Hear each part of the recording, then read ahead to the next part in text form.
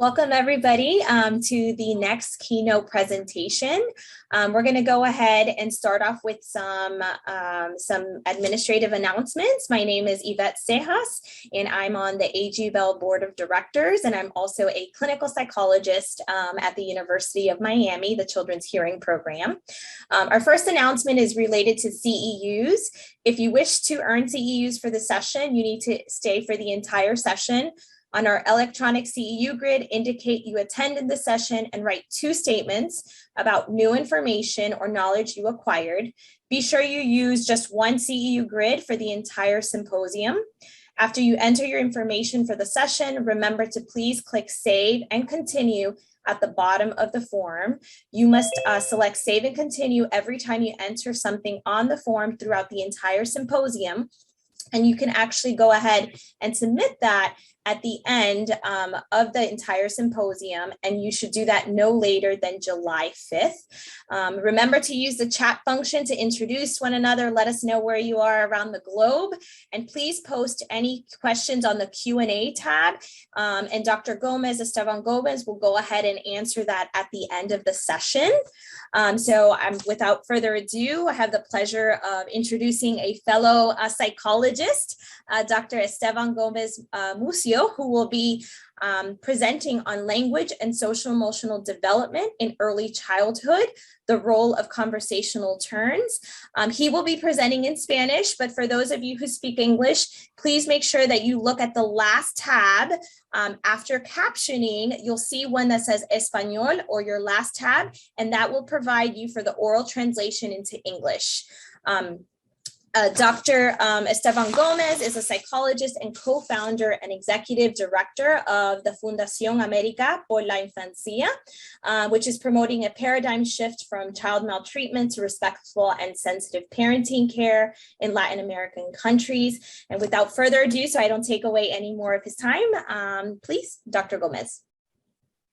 Muchas gracias, Yvette, por esta presentación. Gracias a la Fundación Alexander Graham Bell por la invitación a este simposio global en un tema que nos fascina y la oportunidad de poder compartir con todos ustedes toda esta línea de trabajo que ya llevamos varios años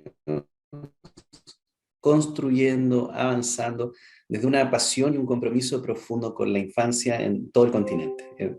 Detrás de mi rostro hay un equipo grande de profesionales muy comprometidos, muy capacitados, muy dedicados a trasladar el conocimiento científico a la realidad, porque lo que nos moviliza es que este conocimiento científico transforme vidas humanas. Y yo creo que eso es lo que nos une a todos los que estamos hoy día conectados en este maravilloso simposio global.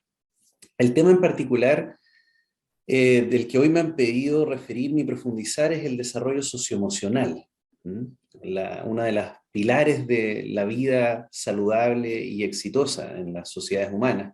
Desde la edad temprana, y cuál es la relación entre esta trayectoria del desarrollo y el lenguaje, el ambiente del lenguaje, y particularmente ustedes van a ver que yo me focalizo en una de estas variables, que es los turnos de conversación. Entonces voy a avanzar, voy a iniciar aquí, con mi presentación, con esta primera imagen que me gusta compartir y que para mí refleja esta idea del cambio de paradigma, porque nos muestra a un hombre abrazando a un bebé. Y eso es parte de este cambio de paradigma del que estamos hablando nosotros, porque creemos que esta transformación incluye a los hombres. Los hombres tenemos que participar muchísimo más en la crianza, tenemos que conectarnos con la paternidad involucrada, disponible, sensible. Entonces para mí es una imagen que representa mucho, que dice mucho. Pero bueno, eso da para todo un tema, la paternidad activa y la transformación que estamos viviendo en nuestras sociedades.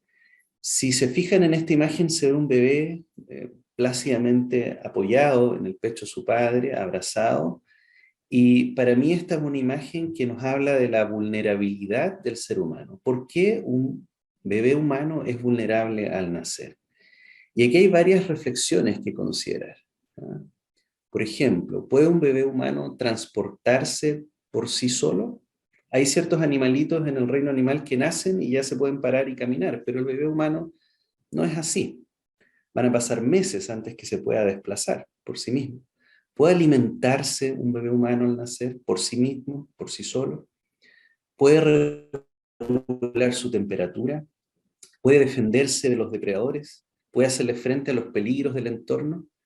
Eso nos revela la condición de fragilidad del humano y la necesidad de que alguien más se involucre desde el inicio mismo de la vida en protegernos, cuidarnos y acompañarnos. Entonces, la segunda imagen que traigo acá nos resume que hay ciertas áreas críticas a proteger y promover en el desarrollo durante la primera infancia y posteriores edades. Yo resumo esa literatura en 9 focos principales.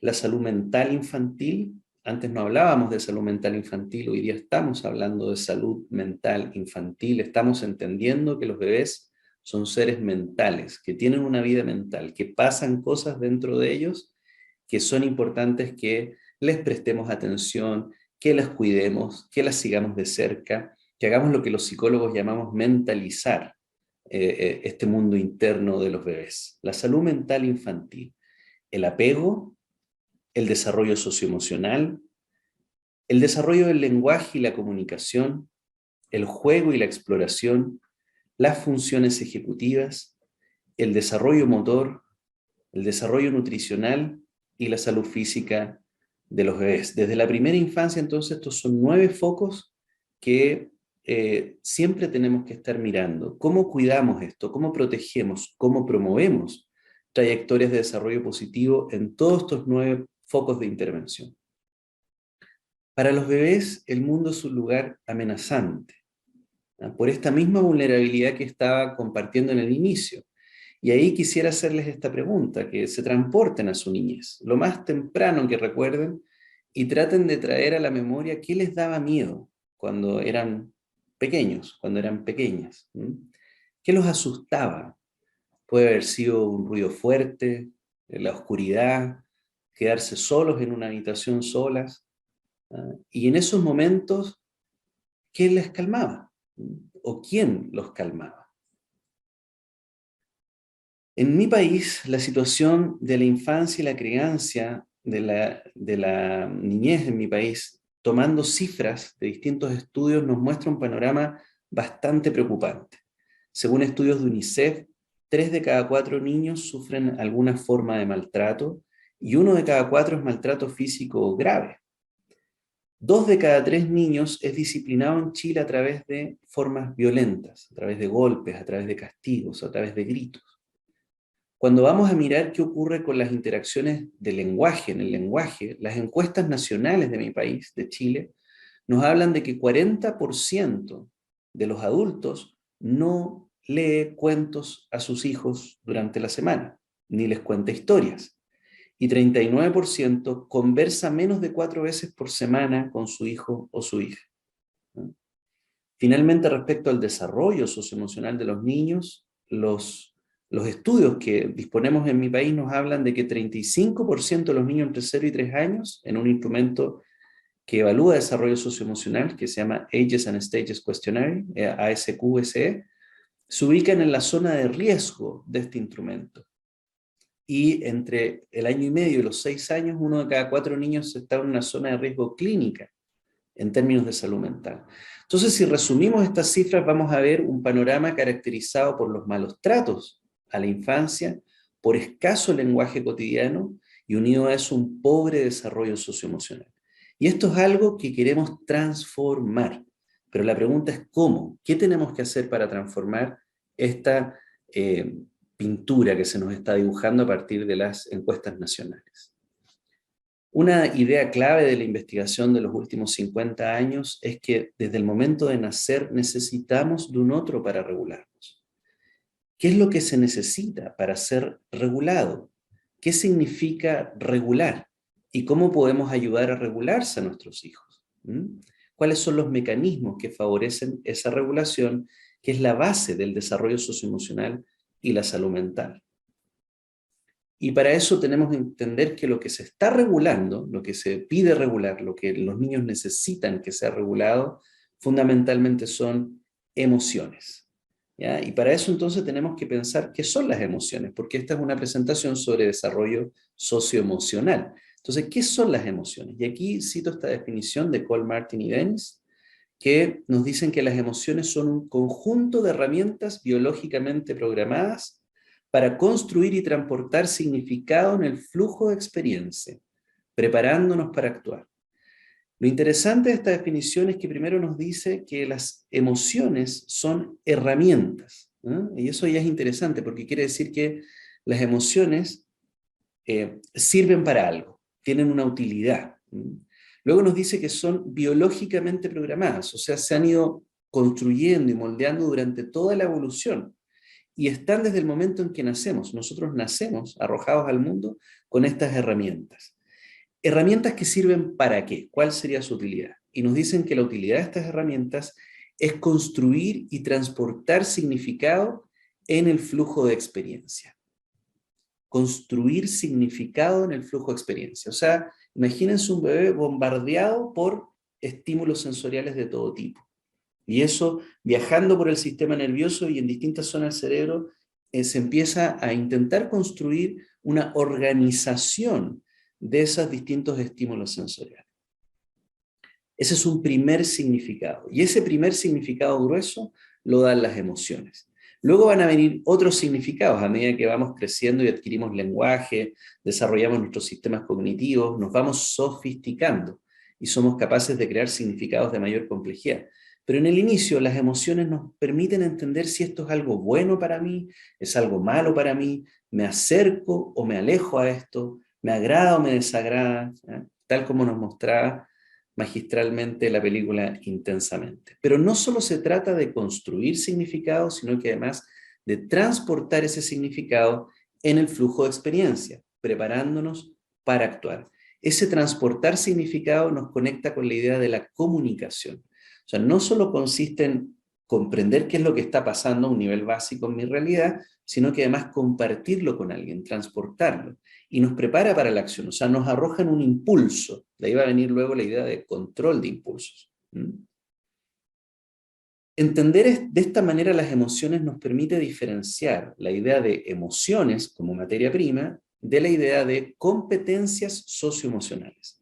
O sea, las competencias socioemocionales tienen que ver con desarrollar ciertas capacidades que nos permiten administrar estas emociones, hacer algo con estas emociones y además administrar las relaciones y los vínculos, poder movernos en el mundo social.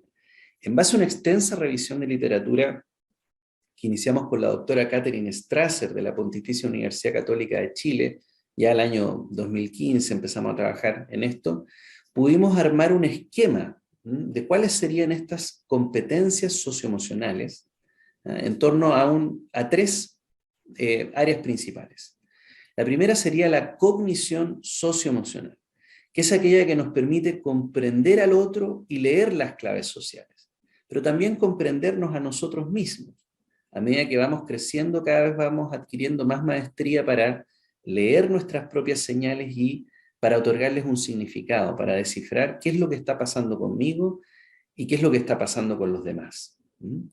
Esto se compondría de mecanismos de atención, o sea, los niños tienen que aprender a prestar atención a estos indicadores emocionales en sí mismos y en los demás, pero además mecanismos de interpretación, que en la línea de ciencias cognitivas se llama teoría de la mente, y en la línea más psicoanalítica se la ha llamado mentalización. Pero no es solo mentalización en un sentido cognitivo, o sea, de descifrar la intención de los demás, sino que también incluye la empatía, o sea, la capacidad de resonar emocionalmente con los estados emocionales de los demás. Y todo esto nos permite descifrar el mundo de lo social y de lo emocional, en nosotros mismos y en los demás. La segunda de estas competencias tiene que ver con la regulación emocional. ¿Cómo aprendo, por un lado, a controlar mis impulsos, base de las funciones ejecutivas que van a venir después, pero también a modular mis emociones, que tiene que ver con cómo transito de un estado emocional a otro? Eso es algo muy difícil de hacer. Hay muchos adultos a los que todavía les cuesta muchísimo regular su mundo emocional. transitar de un estado emocional a otro. Y eso es algo que se aprende. O sea, la investigación científica muestra que podemos aprender a regular cada vez mejor nuestro mundo emocional, a comprender cada vez mejor el mundo emocional y social. O sea, estas son competencias que se pueden aprender y desarrollar.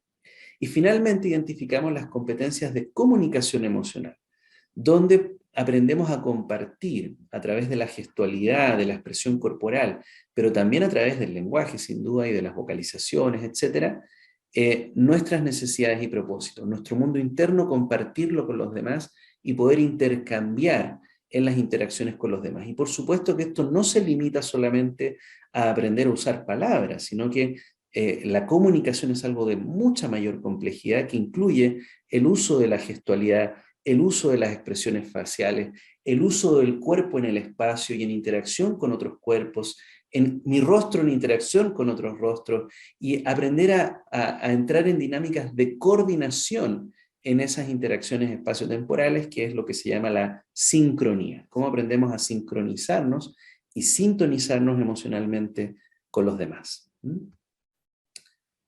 Esto no es algo de los bebés, ¿sí? No es algo que se agote en la primera infancia, sino que en este proceso de aprender a construir estas competencias socioemocionales necesitamos que alguien nos enseñe, que alguien nos acompañe, que alguien se involucre.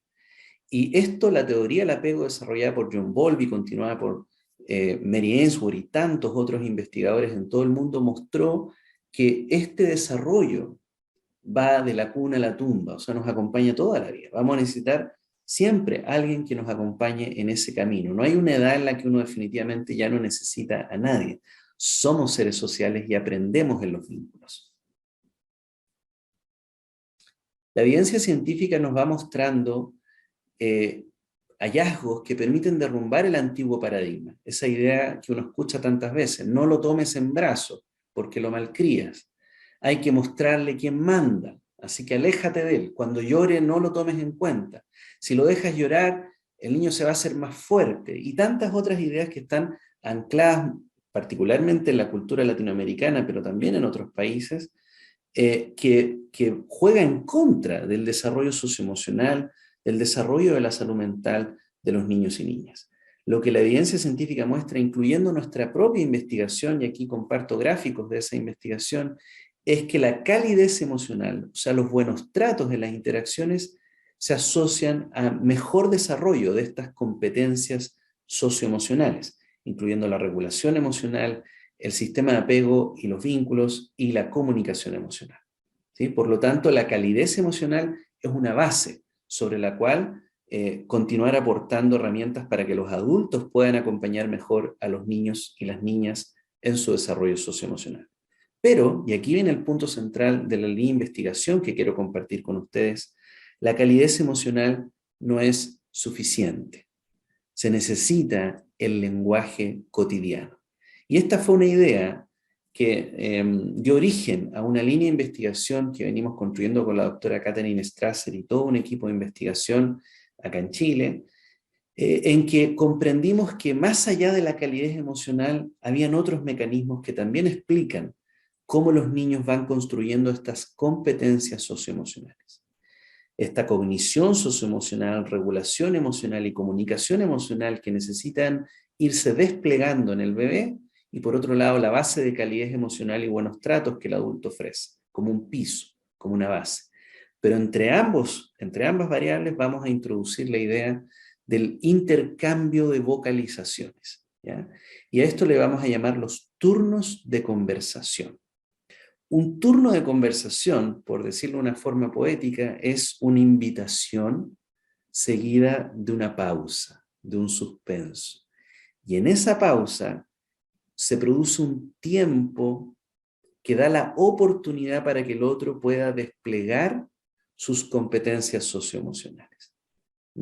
Una invitación seguida de una espera, una invitación seguida de un espacio que se produce, que le da lugar al otro, a su mundo interno, a sus intenciones, deseos, creencias, propósitos, sueños, anhelos. Muéstrate, aparece en este momento, mientras yo espero que tú despliegues tu voz interior. te muestres, ¿ah?, en mi presencia. Y entonces yo atentamente observo lo que aparece y devuelvo otra vez una contrapropuesta. Y ese ida y venida es lo que va configurando este espacio que llamamos el espacio de los turnos de conversación.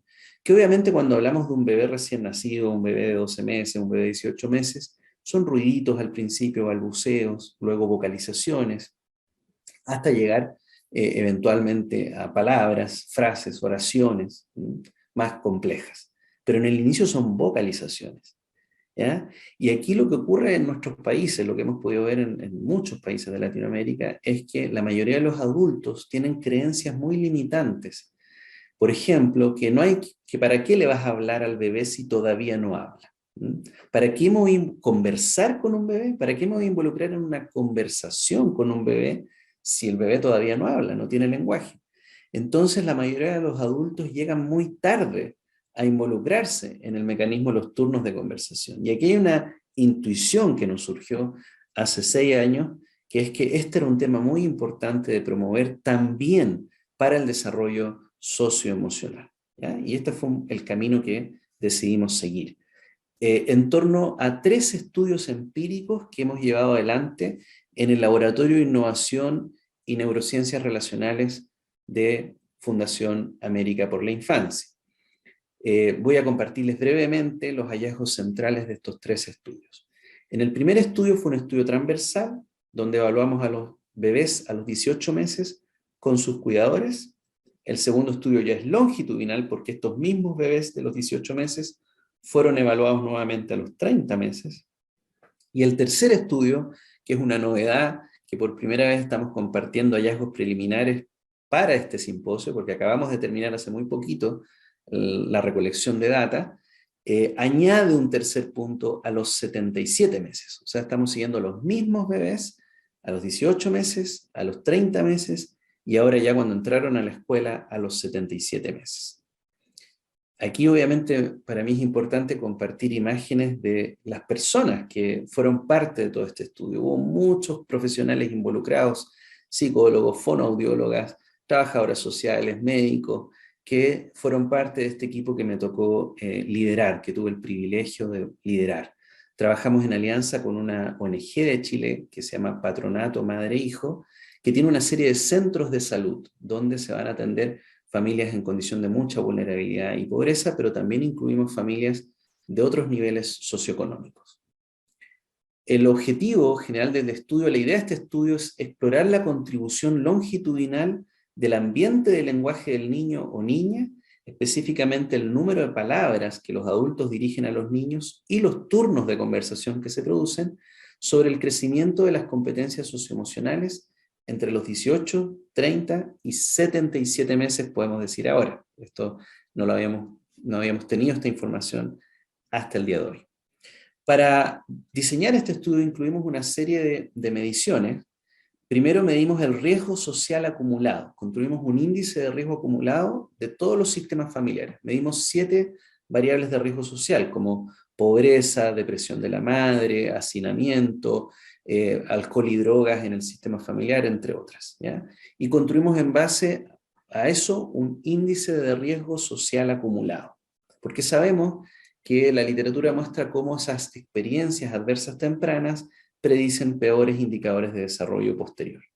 También evaluamos el temperamento de los niños, una variable que suele incluirse en los estudios de desarrollo socioemocional, porque ayuda a controlar aquello con lo que el niño nace. Con lo que el niño ya viene, son los aspectos temperamentales.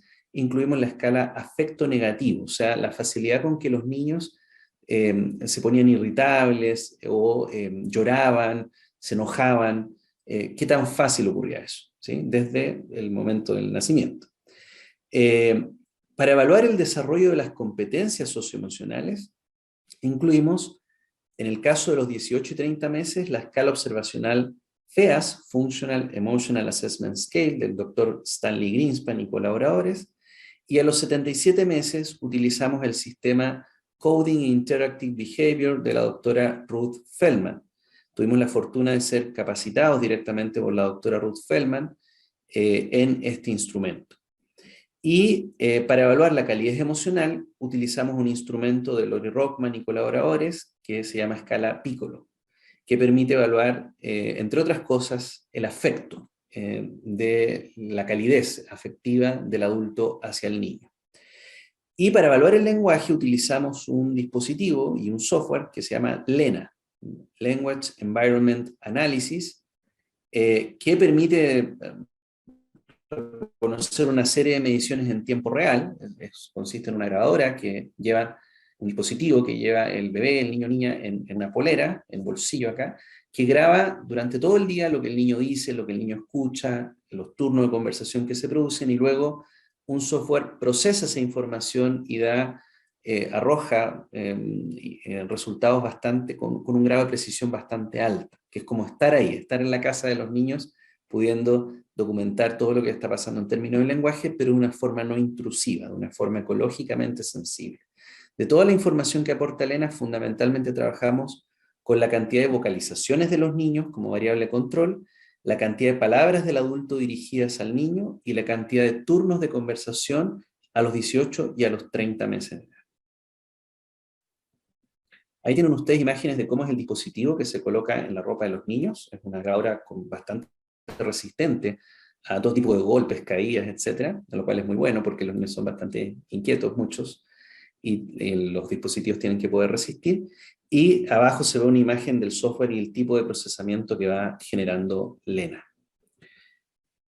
Usamos dos tipos de acercamientos a la data de Lena, que nos entregaba Lena. Por un lado, porque Lena registra los horarios exactos de grabación en hora local. Entonces obtuvimos todos los datos generados entre las 13 y las 18 horas. Entonces 6 horas completas de audio para cada familia, ¿ya? Por otro lado, repetimos todos los análisis usando un promedio de las 10 horas con mayor porcentaje de habla significativa, que es un indicador que entrega el software Lena. Comparamos las dos formas de analizar la data y no encontramos mayores diferencias con un estimador o con otro. Por lo tanto, nos quedamos con la forma de calcular esto basado en las 10 horas con mayor porcentaje de habla significativa. ¿Por qué? Porque es lo que más se ha utilizado en la literatura. Así que usamos ese mismo sistema de procesamiento de los datos de Lena.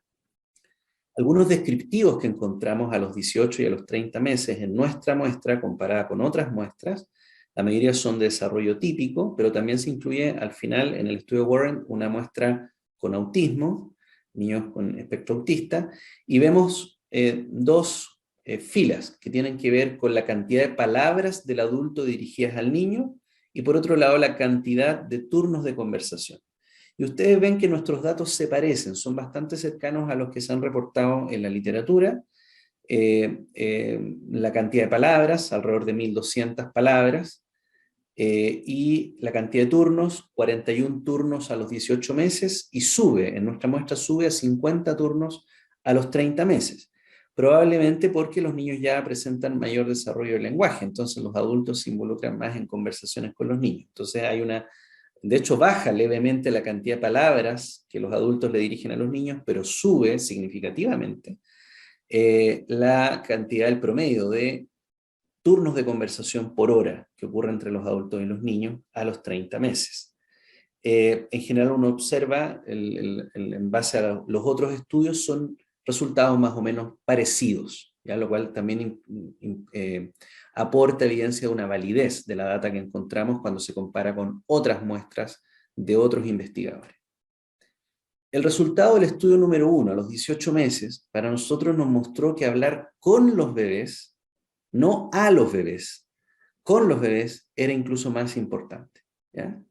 Entonces, en este primer estudio, que es a los 18 meses, solo con data transversal, usando regresiones jerárquicas, ¿qué encontramos? Encontramos que la cantidad de turnos de conversación se asociaba significativamente con las competencias socioemocionales.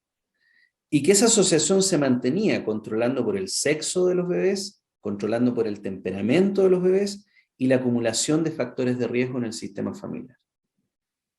Encontramos que había un efecto de la calidez emocional de las madres, se asociaba la calidez emocional de las madres con el desarrollo socioemocional, y también la cantidad de palabras que el adulto le dirigía al bebé se asociaba al desarrollo socioemocional.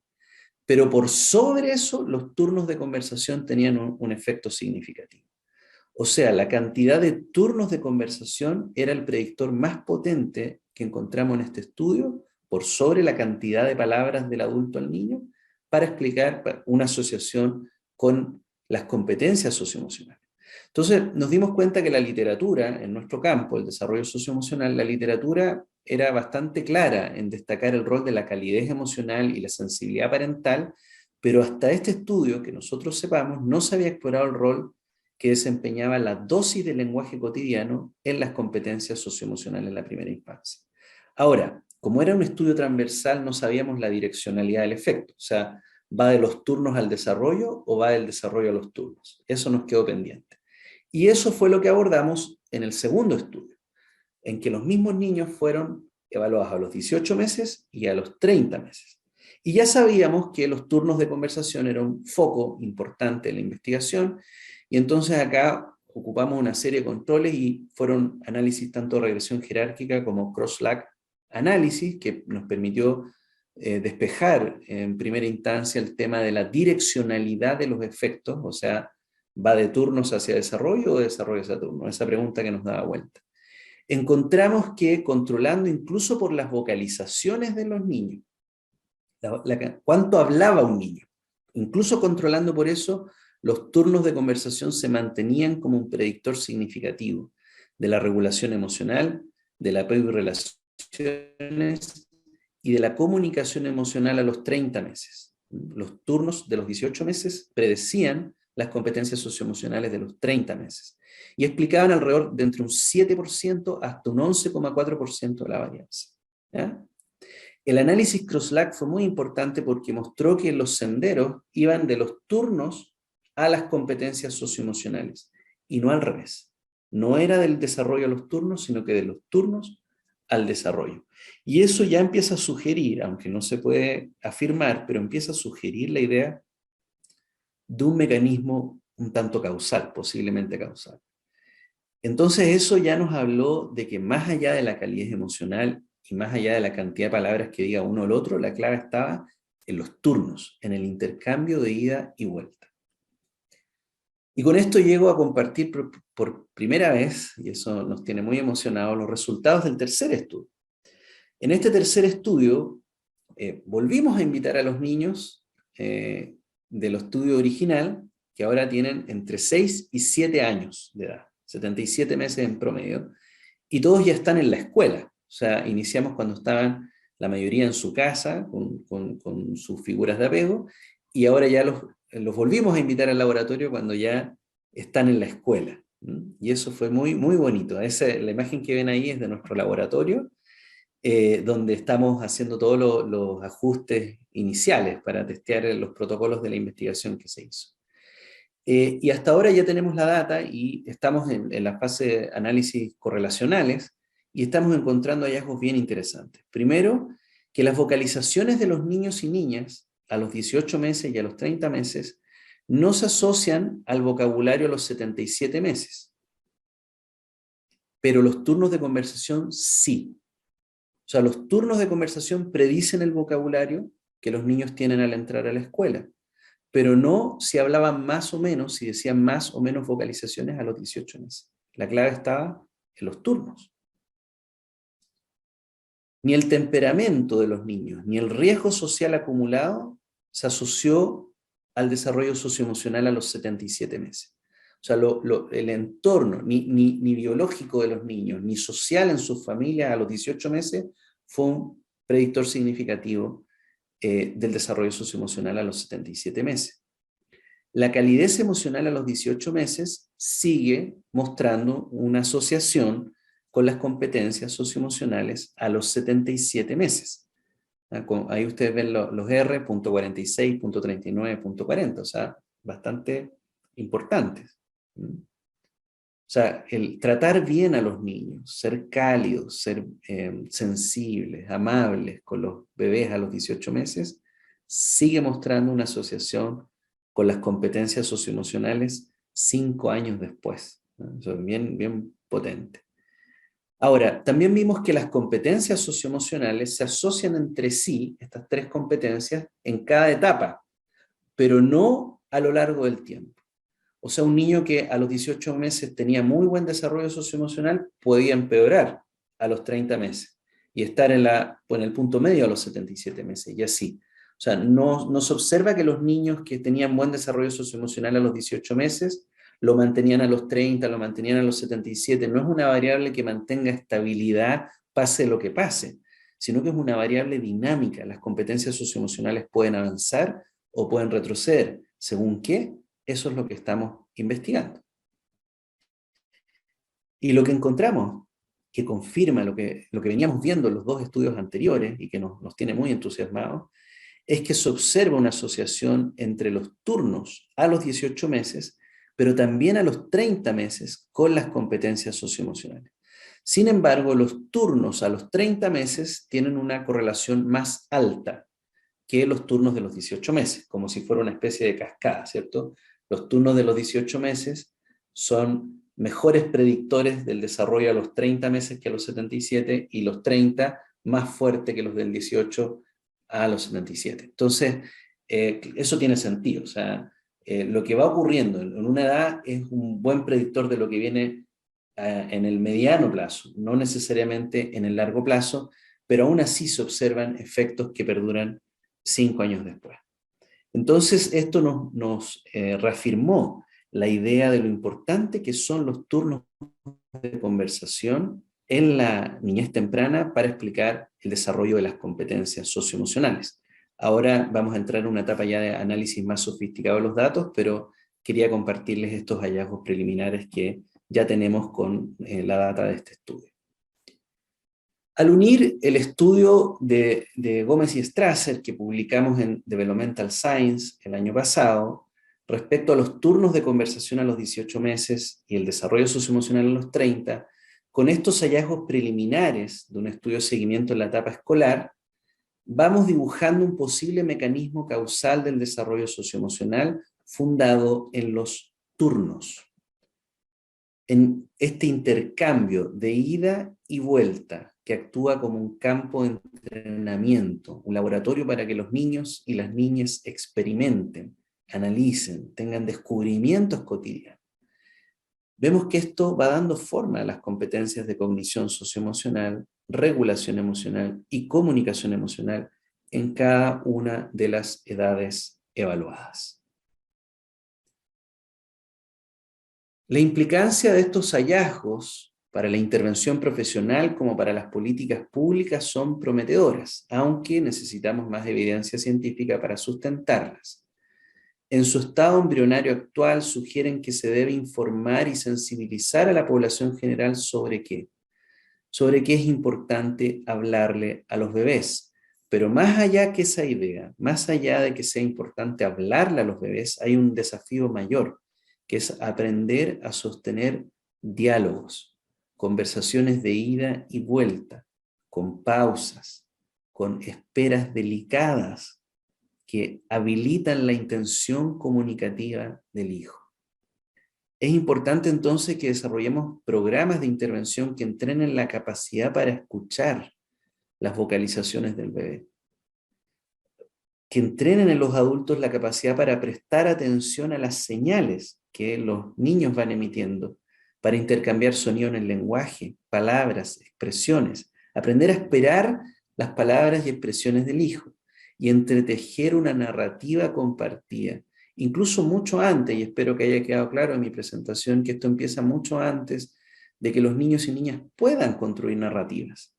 Un adulto puede tejer una narrativa a partir de las vocalizaciones y la gestualidad de sus hijos o de los niños a su cargo. Dar espacio al mundo interno del niño o de la niña a medida que se expresa, pero también ofrecer al hijo la posibilidad de conocer mi propio mundo interno. Y creemos que si estos hallazgos van en la dirección correcta, este es un foco fundamental a trabajar profesionalmente para proteger y potenciar trayectorias positivas de desarrollo socioemocional, no solo en la infancia temprana, sino que ahora también estamos encontrando que esto sigue siendo importante en la etapa escolar.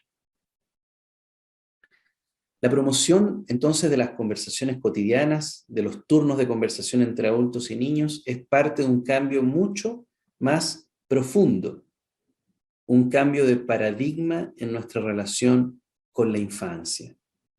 Y eso es lo que desde Fundación América por la Infancia estamos trabajando, la idea de este cambio de paradigma. Y los fundamentos teóricos para este cambio, yo los he desarrollado en un libro que quise compartirles hoy día porque lo acabo de publicar. Se publicó hace 2 meses apenas, que se titula Competencias Parentales, un enfoque ecológico relacional. ¿Sí? Es un libro que lo pueden encontrar en formato físico, acá está, en 500 páginas, pero también en Kindle. ¿Ya? Y aquí hay un desarrollo entonces de toda esta visión teórica que nos está guiando a quienes estamos trabajando en estas ideas en varios países en Latinoamérica. Esas ideas toman forma en un modelo de intervención, de evaluación y intervención que hemos llamado el modelo Odisea. Quería compartir con ustedes esto porque una vez que la investigación científica muestra que una variable es importante, en este caso los turnos de conversación son importantes para el desarrollo socioemocional, pero también lo es la calidez emocional, la pregunta es cómo promovemos el desarrollo de estas capacidades en los adultos. Y para eso, simultáneamente a la investigación en nuestro laboratorio, nosotros venimos trabajando el desarrollo de modelos de evaluación, instrumentos de evaluación y modelos de intervención, todos organizados en esta gran sigla que es Odisea. ¿Qué significa Odisea? Odisea significa oportunidades para el desarrollo de interacciones sensibles, eficaces y afectuosas. O sea, donde está la posibilidad de la sensibilidad, de leer, de prestar atención a las señales de los hijos, va a ser clave para el desarrollo de turnos de conversación. La eficacia en varios planos, incluyendo por supuesto la corregulación del mundo emocional de nuestros hijos, y afectuosas o basadas en los buenos tratos. Nuestro modelo incluye una serie de instrumentos que se aplican en la etapa de evaluación, y que van desde entrevistas o cuestionarios. Por ejemplo, hemos creado una escala gratuita que tiene 8 años de investigación, llevamos para los 10 años de investigación con este instrumento, que es la escala de parentalidad positiva, ¿sí? Es un instrumento que se puede aplicar desde un mes hasta los 18 años, y que hoy día se está adaptando a muchas realidades, en muchas poblaciones, incluyendo espectro autista, discapacidad, una serie de campos. Es una escala, un cuestionario que evalúa las prácticas de crianza positiva de los adultos. Entonces va a ser muy importante que podamos mirar qué es lo que los adultos saben hacer y qué les falta aprender en la interacción con sus hijos. También hemos desarrollado instrumentos para poder observar las interacciones diádicas o mapear la ecología que sostiene estas competencias parentales. Y hemos desarrollado una serie de modelos, instrumentos, como por ejemplo, acá les quiero mostrar manuales. Trabajamos con intervenciones manualizadas, manual de biofeedback, manual de visita domiciliaria, para promover, o talleres de crianza positiva, para promover el desarrollo de estas competencias en los adultos, para que esos adultos puedan acompañar el desarrollo positivo de sus hijos. Y con esto ya voy terminando, hacia unas reflexiones finales. O sea, quiero decirles que la investigación científica tiene que poder unirse al desarrollo de modelos de trabajo profesional y llegar a impactar en las políticas públicas para que estén disponibles para todas las personas. Pero más allá del desarrollo científico, metodológico o legislativo, para mí es fundamental que cada profesional que se involucre en esto lo haga desde una convicción muy interior, desde una mirada ante la vida, ante el ser humano. Y por eso creo que es muy importante que el desarrollo profesional combine la rigurosidad científica con la sensibilidad poética. Entonces quiero cerrar con una reflexión ya no desde el lenguaje de la ciencia, sino que el lenguaje de la poética que interpela al alma humana. Y quiero hablar sobre el poder de las palabras en la crianza y en el desarrollo de las personas. El mundo de un niño o de una niña se construye no solo en los cuidados y caricias cotidianas.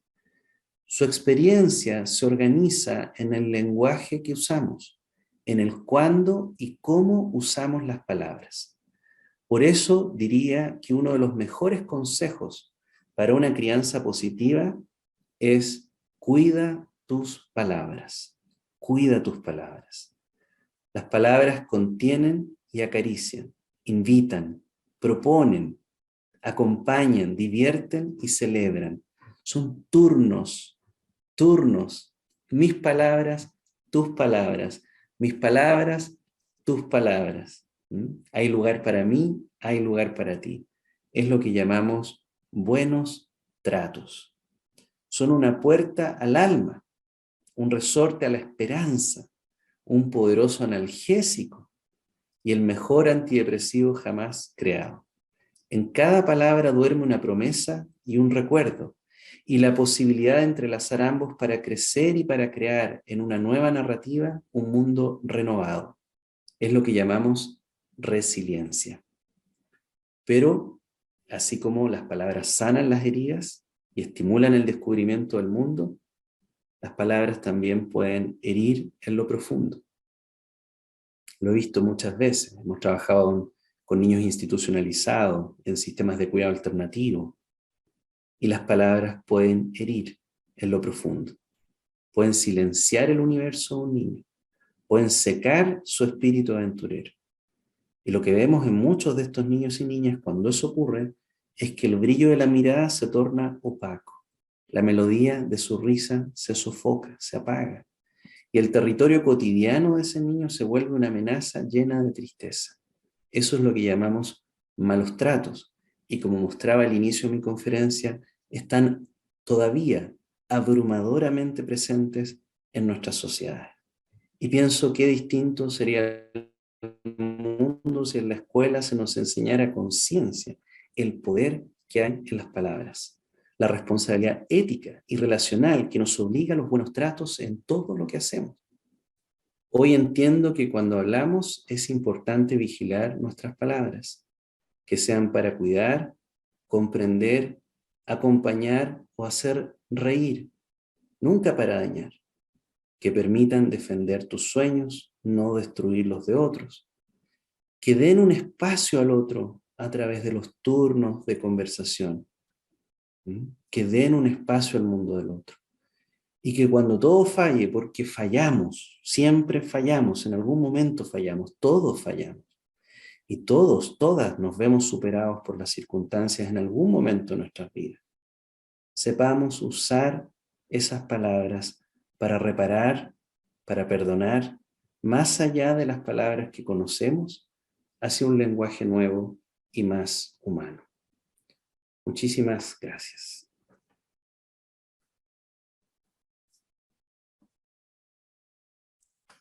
Gracias, Esteban, por esta presentación. Sí tenemos varios preguntas, so I'm going to go ahead and read it in English, and then I will go ahead and say it in Spanish. The first question is someone from Bogota, Colombia. Was the role of the school kindergarten what was the role of the school kindergarten in the communication relationship and social emotional development taking into account in this study? So ellos quieren saber si la escuela, la jardín infantil, si tuvo cómo afectó la relación entre la comunicación y el desarrollo socioemocional. Una muy buena pregunta. Nosotros teníamos, la persona es de Colombia, así que sabe que en Latinoamérica tenemos muy pocos recursos para la investigación. Por lo tanto, tuvimos que reducir la cantidad de variables y en este caso los bebés de 18 meses que se incluyeron no estaban asistiendo a jardines infantiles, estaban en sus casas, en contextos de pobreza o en contextos de clase media, pero no estaban en jardines infantiles. La otra pregunta. Is there a handout or a framework for the Odyssey model for us non-Spanish speakers with listening to our non-native language while following along with the slides or choosing to listen to captioning. I think there's a little bit of the auditory fatigue, but they seem very, very interested in your research work. So yo creo que la pregunta es si hay un folleto o un marco sobre el modelo para los que no hablan español, tener la posibilidad de repasarlo un poquito más. Sí, tenemos un artículo que va a ser publicado de esta misma presentación. Entiendo que en el simposio va a haber una publicación de los trabajos. Yo envié un artículo sobre esta presentación en inglés y en español, así que está disponible en ambos idiomas la presentación, y nosotros tenemos pendiente un desafío, por supuesto, de traducir todos nuestros materiales al inglés. Para mí, queridos colegas, esta conferencia es una manera también de empezar a llegar a ustedes en inglés, con la promesa de que todo este material va a ser traducido en los próximos años. Pero por ahora estamos muy focalizados en los países de Latinoamérica, en Chile, México, Argentina, Uruguay, Colombia, Venezuela, Perú. Estamos en todos esos países haciendo un trabajo bien intenso. Pero de todas maneras es muy bonito lo que está pasando ahora porque se abren puentes de conocimiento y colaboración con otras realidades. Ok, so en este momento está disponible en español, pero va en el futuro a estar disponible en inglés. Sí. Para 2023 iniciamos ya la presentación de materiales en inglés. Okay, perfect. So coming soon for those of my English speaking colleagues, but it is available already in Spanish, but everything that he presented today will be available both in English and Spanish in the future. The next question that I have here is, let's see, they're testing my translation skills too. What's the name of the book that was mentioned about parental competencies? No sé si había un libro que... Sí. ¿Cuál es el nombre del libro? Es este libro, se llama Competencias Parentales, Modelo Odisea, un enfoque ecológico relacional. Que está recién publicado en la editorial Simática en España, y que se puede encontrar en Kindle. También está en versión en Kindle. Okay, so ¿puedes repetir el nombre del libro? Claro, no hay problema. Competencias Parentales, Modelo Odisea, un enfoque ecológico relacional. Gracias. Y a ver, tengo otra pregunta y tenemos un poquito de tiempo. Ok, en español, ¿qué tanto tienen con este estudio y cómo empezaron? ¿Qué era la hipótesis original? So, how long ago did you start this? What was your original hypothesis and what made you do this work?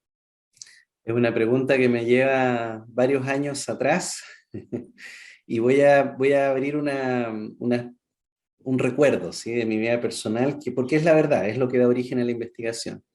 Y yo soy padre de 3 hijos, Vicente, que ya tiene 15, caminando a los 16 años, Antonia, que tiene 13 años, y Amandita, que va a cumplir 3 años. Y hace muchos años, cuando Vicente era un bebé, me empecé a dar cuenta de este mecanismo de los turnos. Cuando yo estaba menos estresado, menos apurado, tenía tiempo, estaba más disponible, se producía algo muy especial en nuestro vínculo. Me fijé que él abría más los ojos, se involucraba más. Y empecé a sentir que esto que ocurría entre mi bebé y yo era importante. Y esa idea no me abandonó, entonces lo seguí aplicando con mi hija Antonia y lo aplico hoy día con mi hija Amanda. Y creo que ha sido un aspecto fundamental de la relación que hemos construido. Hoy día no paran de hablar, ese es el problema, ¿eh? Hay ratos que a uno le gustaría que no conversaran tantas horas al día, pero bueno, es algo que uno buscó y se lo ganó, así que hay que quedarse callado ahora con los resultados. Entonces surge de eso, surge de darme cuenta como padre, interesado en los temas obviamente de desarrollo humano desde la perspectiva científica, pero como padre darme cuenta que cuando yo esperaba, cuando hacía pausas, cuando me involucraba en el lenguaje, incluso antes de que ellos hablaran, ocurría algo mágico, algo especial. Y esa idea me persiguió durante varios años hasta que inicié mi doctorado. Y es en el marco de construir un proyecto de investigación doctoral que le propongo a mi guía de tesis esta idea. ¿Qué tal si cruzamos el campo de los turnos de conversación, que se ha investigado muchísimo en el ámbito del desarrollo del lenguaje, pero no en el ámbito del desarrollo socioemocional? ¿Sí? Es como si en la literatura estuviese la idea de que las emociones tienen que ver con abrazos y el vocabulario con lenguaje. Entonces, fueran dos mundos que no se cruzan. Y entonces le dije, ¿qué tal si cruzamos los dos mundos? Yo no soy un experto en lenguaje, mi investigación está mucho más cercana a temas de maltrato infantil, desarrollo emocional, salud mental, pero mi guía era muy experta en lenguaje, es muy experta en lenguaje. Entonces, ¿qué tal si cruzamos los dos mundos? Y empezamos a investigar qué pasa con el ambiente del lenguaje. ¿Tiene alguna relación, tiene alguna influencia en el desarrollo del mundo emocional de los niños? Mi experiencia como padre me decía que sí, pero una cosa es tener una evidencia anecdótica y otra es construir evidencia científica. Entonces empezamos a revisar la literatura y encontramos que sorpresivamente prácticamente no había literatura publicada sobre la dosis de lenguaje, o sea, la cantidad de palabras del adulto dirigida al niño, la cantidad de turnos de conversación y el desarrollo socioemocional temprano. Entonces vimos ahí que había un área de investigación importante y eso es lo que guió toda la construcción posterior del estudio. Perfecto. A ver si tenemos, tengo otras preguntitas aquí, a ver que si lo podemos hacer todo. What made you select the ages of 18 months and 30 months? So, ¿por qué seleccionaste las edades de 18 meses a 30 meses? Es una muy buena pregunta también. En parte queríamos iniciar, obviamente que hubiese sido fantástico estudiarlo desde la gestación, pero cuando tienes pocos recursos hay que tomar algunas decisiones. Y una de las decisiones es que, bueno, tenía que poder hacer el estudio en el tiempo que duraba mi doctorado. Eso fija un marco de años en los que se puede hacer. Y en los 18 meses ya empieza el inicio del desarrollo del lenguaje en los niños más en términos de primeras palabras. Tú a los 18 meses ya ves que los bebés están emitiendo sus primeras palabras, por lo tanto era más probable que pudiéramos observar interacciones del tipo que estábamos buscando, de turnos de conversación. Habían estudios que mostraban cómo las interacciones, por ejemplo, en estudios sobre sincronía, ya a los 4 meses predicen el desarrollo del apego a los 10, 12 meses, pero no teníamos una muestra tan grande como para asegurar varianza. Entonces queríamos que ya hubiese el desarrollo de algunas primeras palabras en los bebés, y eso ocurría alrededor de los 18 meses. En segundo lugar, a los 18 meses el estilo de apego ya está configurado, el estilo de apego con el cuidador principal ya está configurado, el patrón de apego, seguro, inseguro, inseguro evitativo, ansioso, ambivalente, desorganizado, ya está configurado, se configura entre los 10 y los 12 meses. Por lo tanto, esa variable de la historia vincular ya estaba bastante moldeada, y lo que íbamos a observar entonces era fruto de una historia en la que eso ya estaba construido. Y en tercer lugar, la investigación que venía del campo de los turnos de conversación y desarrollo del lenguaje, o sea, la que no había cruzado al mundo emocional, pero había estudiado esto, había encontrado que la ventana entre los 18 y 24 meses era la que más se asociaba al desarrollo cognitivo y del lenguaje posterior. No antes de los 18 meses y no después de los 24 meses, entre los 18 y 24 meses era una ventana, no quiero decir crítica, pero una ventana de mucha sensibilidad en términos de asociación con resultados cognitivos y del lenguaje años después. Entonces dijimos, bueno, los 18 meses es un target crítico. Y luego los 30 meses tuvo que ver con que nuevamente entre los 30 y 36 meses, o sea, cercano a los 3 años, podíamos ver ya un niño que ha recorrido su primera infancia, prácticamente va terminando este primer ciclo de los 1000 primeros días, y ya va a ser una ventana de transición ecológica a un estadio diferente del desarrollo. Entonces era una segunda etapa de mucha sensibilidad, donde podíamos ver más consolidadas estas competencias socioemocionales, que era lo que queríamos medir como resultado, justo cuando ya van terminando estos 1000 primeros días. Perfecto. Teníamos otra preguntita, pero ya creo que tenemos que terminar, pero la otra pregunta, por si puedes después en el chat o en la conferencia, fue sobre the Lena device. So if you had any difficulties you experienced with the Lena device, and if you completed any analysis on the specific language samples. So no sé si puedes después como en el chat o algo responder a eso para nosotros poder incluirlo. Perfecto. Para, muchas gracias. Solo puedo decir que fue una muy buena experiencia usando Lena. Perfecto. Bueno, thank you so much, Esteban Gomez, for this amazing presentation and for attending our AG Bell Listening and Spoken Language Virtual Symposium. Thank you. Gracias a ustedes.